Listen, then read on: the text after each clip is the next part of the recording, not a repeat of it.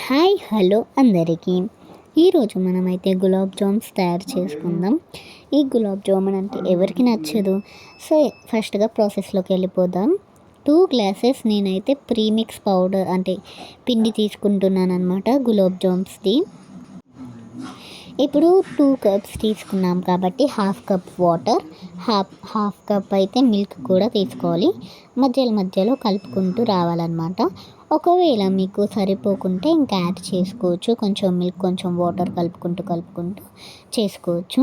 మీరు ఇలా only water కానీ ఓన్లీ పాలు కానీ పోస్తే మంచిది కాదు. సో 2 కలిపి చేస్తే మంచిగా అవుతాయి అన్నమాట ఈ గులాబ్ జామ్స్. మరి మనం ఈ గులాబ్ జామ్స్ని చపాతీ పిండిలాగా చేసుకోకూడదు. మంచిగా చపాతీ పిండి అయితే గట్టిగా ఉంటుంది కదా, ఇది మాత్రం మెత్తగా మన చేతులకి జిడ్డుగా అంటేటట్టుగా ఉండాలన్నమాట. ఈ పిండి మనం అంటే గాలికి ఆరిపోకుండా దాని మీద తడి బట్ట లేదా గిన్నెని పెట్టుకొని అలా ఒక 5 to 10 minutes పక్కన పెట్టుకోవాలి.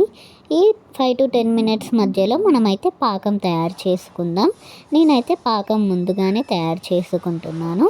సో అది అలా నానేలోపు నేనైతే పాకం తయారు చేసుకుంటున్నాను.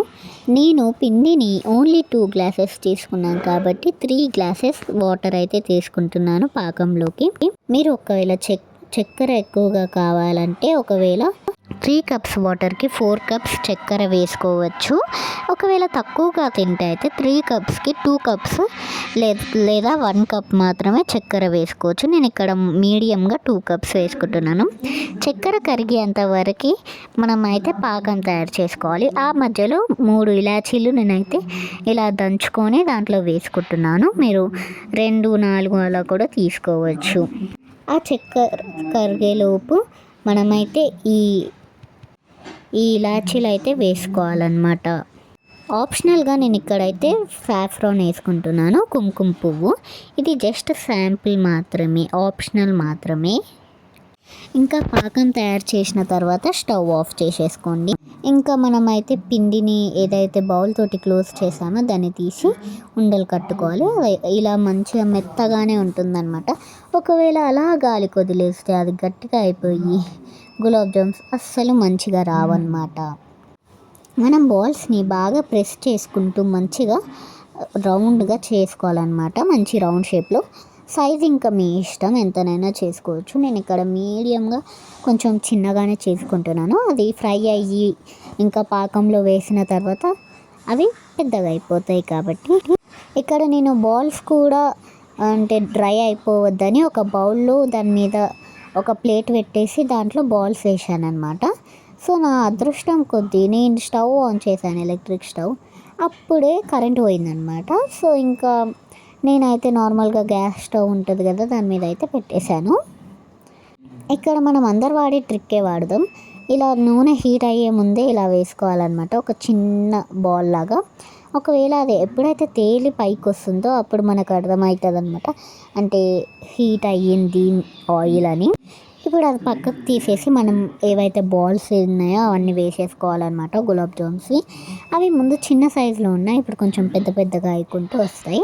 అవన్నీ ఇలా ఫ్రై చేసేసుకోవాలి. తర్వాత మళ్ళీ మనమైతే మన పాకంని అంటే చల్లారిపోతుంది కాబట్టి దాన్ని హీట్ చేసుకోవాలన్నమాట.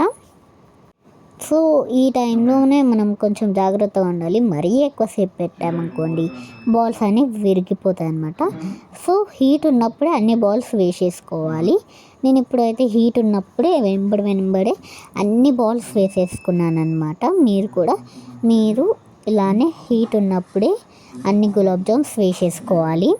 ఇంకా మనం దీన్ని అయితే వెంబడే ఒక క్యాప్ తీసుకొని దాన్ని క్లోజ్ చేసేసుకోవాలన్నమాట. నేను ఇక్కడ టెస్ట్ చేస్తున్నాను, అంటే లోపలికి పంపిస్తున్నాను అనమాట. సో ఇలా క్లోజ్ చేసిన తర్వాత ఒక 2 hours వరకు మనం ఆగాలి. 2 నుంచి 4 hours వరకు ఆగాలన్నమాట. ఇంకా తర్వాత తీసి చూస్తే మన టేస్టీ టెంప్టింగ్ గులాబ్ జామ్స్ అయితే రెడీ అయిపోతాయి అన్నమాట. మీరు మీ ఫ్యామిలీతో ఎంజాయ్ చేసుకుంటూ తినండి ఈ గులాబ్ జామ్స్. ఒక వీడియో తీసేసుకుందామా మన గులాబ్ జామ్స్ని.